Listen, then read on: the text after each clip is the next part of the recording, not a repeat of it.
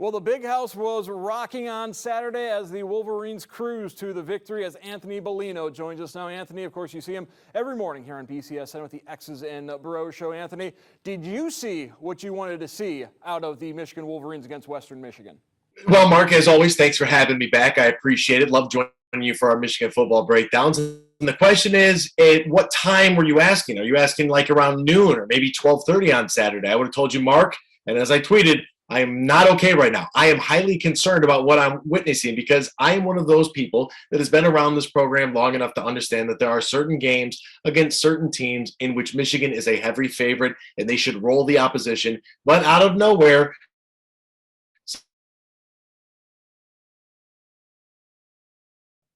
something bad happens. So I've been traumatized in my younger years. Did not feel great. The way that Western was able to move the football down the field was highly concerning in that first quarter. Michigan ending at 10-7. That raised my eyebrows. But then you look at the second quarter and the third and the fourth, and scrapping that first quarter, it was a 37-7 kind of game. So I felt a lot better as the game went on. I thought that Michigan, pardon me, Michigan as a whole got a lot better as the game went on. I thought that Cade McNamara, the quarterback position, did exactly what they wanted him to do, and that was look like he was in command and in control of the offense. I know that a lot of fans wanted a little bit more. They want a lot of flash, Mark, and I'm not really necessarily sure why. When you have a guy like Hassan Haskins who can carry it 13 times for 70 yards and a score, and you got another guy like Blake Corum who can carry it 14 times for 111 yards and a touchdown, you don't need Cade McNamara to come out slinging the football all over the place. He doesn't have to be Drew Brees.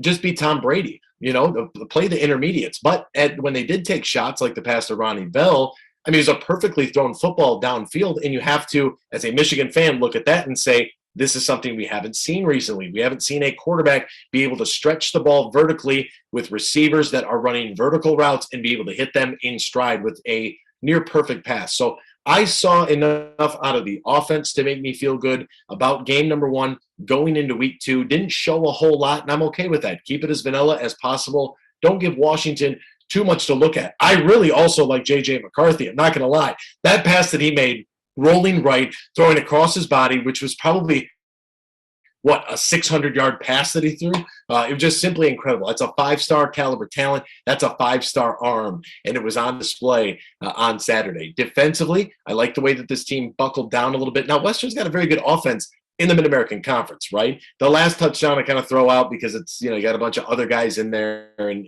some youth in there. So I'm not really too worried about that. That first drive, highly concerning. I thought Michigan's defense did a much better job of getting after the quarterback, right? Don Brown's big deal was we're going to get after the quarterback, the revenge tour. We're going to hit people in the backfield and control the line of scrimmage and play man on the outsides. Mike McDonald's defense looked a lot different. They had a lot of zone out there. They had linebackers dropping back into coverage. They played two safeties over the top, but they were still able to manufacture pressure with just 4, maybe 5 guys. So all good signs for the most part through the last 3 quarters against the Western Michigan Broncos.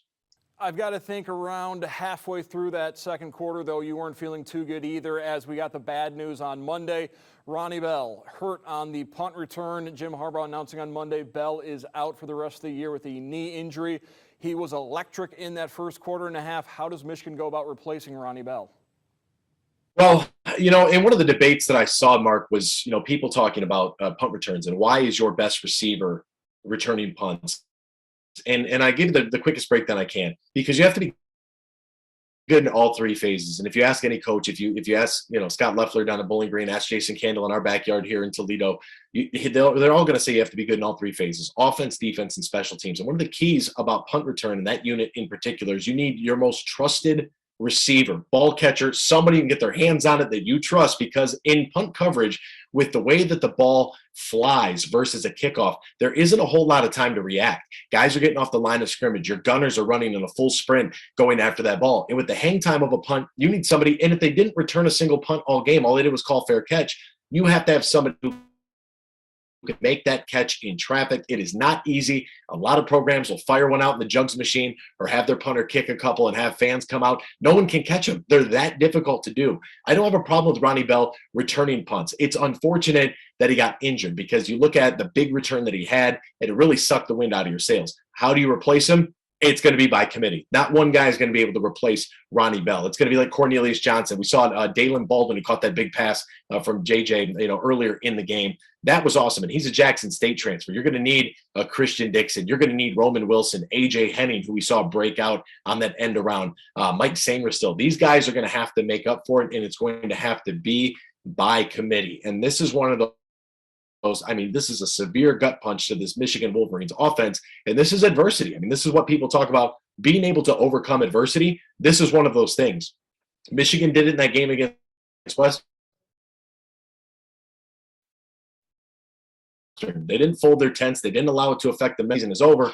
You got to keep playing that football game. Well, guess what? Now he's out for the season. You got to keep playing the rest of the season. So I look for more of a committee style of approach. I don't know if we'll see anybody with double-digit receptions in a football game this year, but I think we'll see a lot of guys with 2, 3, 4, 5 catches in a game because, Cade's going to have to – he's really going to have to, work the ball around and distribute all over the field. One of the interesting statistics for Cade McNamara, he has yet to throw an interception. You take away a security blanket like Ronnie Bell, hopefully Cade doesn't fall into that trap of I'm going to have to force passes in because Jim Harbaugh loves the fact that his quarterback can be trusted not to turn the ball over. Cade's been very good at that throughout his career at Michigan. I can't believe you just said that. I can't believe – no, I don't believe in jinxes, Mark, so it's okay. He's been very good with the football, and he doesn't make a lot of dangerous throws. If you look back to the first home game for Joe Milton last year, he threaded the needle on a touchdown pass that was absolutely incredible. Then we didn't see anything like that for the rest of the season or his time at Michigan. I think Cade is a lot more decisive. I think he's a lot more diplomatic with his passes. I think that he understands, it's just like boxing, right? The minute you throw a punch, you got something coming back right at you. So you have to be very careful and you have to protect the football. And it does look like he approaches the quarterback position with that kind of mindset. I'll use Tom Brady for an example. He doesn't have to take a whole lot of shots down the field because he's so good at finding everything 15 yards and under. Just dink and dunk and chip away as much as you can. And then he proved to us on Saturday he can take the deep shot when necessary. So I really like the style of play that he plays with. I like how he protects the football. It's obviously a high priority for Michigan and every team, especially if you're playing the quarterback and you have to touch the rock every single play. You have to be able to take care of it. The lights will be on the Big House this Saturday night as we have an alliance matchup as Michigan hosts the Washington out of the Pac-12. And this is the Washington team preseason ranked number 20, but they lost to Montana in week 1. Jim Harbaugh says that result doesn't mean anything inside Schembechler Hall, but outside of Schembechler Hall, fans are licking their chops thinking, all right, Michigan's got a chance to knock off a Power 5 school. It's going to be easy pickings for the Wolverines, but you got a hurting Huskies team coming into town now. So I went out on Twitter because I was feeling really good about things, Mark, and I said, yeah, Michigan is going to drill Washington, and they should. With the way that they played those final 3 quarters, they absolutely should. But that's on the outside looking in, and none of our opinions matter. None of our analysis or what is written or what is said on radio or television shows or whatever. All they did. You look at Cameron Humphrey, Washington's quarterback, who was 12 of 23 for 105. It was Dylan Morris who threw the ball 46 times and was picked off 3 times. You just got done telling us Cade McNamara hasn't thrown a pick in his young Michigan career. This was a Washington team that, let's face it, Montana didn't do anything drastic in the air. They didn't do anything drastic on the ground. It wasn't anything crazy. They just beat Washington. And it was crazy to think about. Here's a team that was preseason number 20, and we can get into preseason rankings, I'm sure, at another time.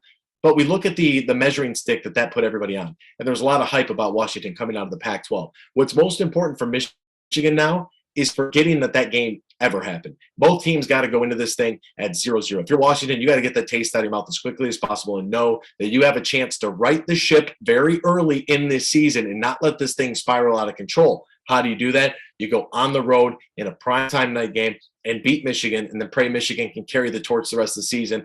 You try to fix yourself and get ready for conference play. If you're Michigan, on the other hand, you can't even look at that Montana game. You're going to look at it from a film standpoint, but you can't read anything into that whatsoever because it's a Washington team that's going to come in hungry, and at the end of the day, you have to pound the football in order to win the game.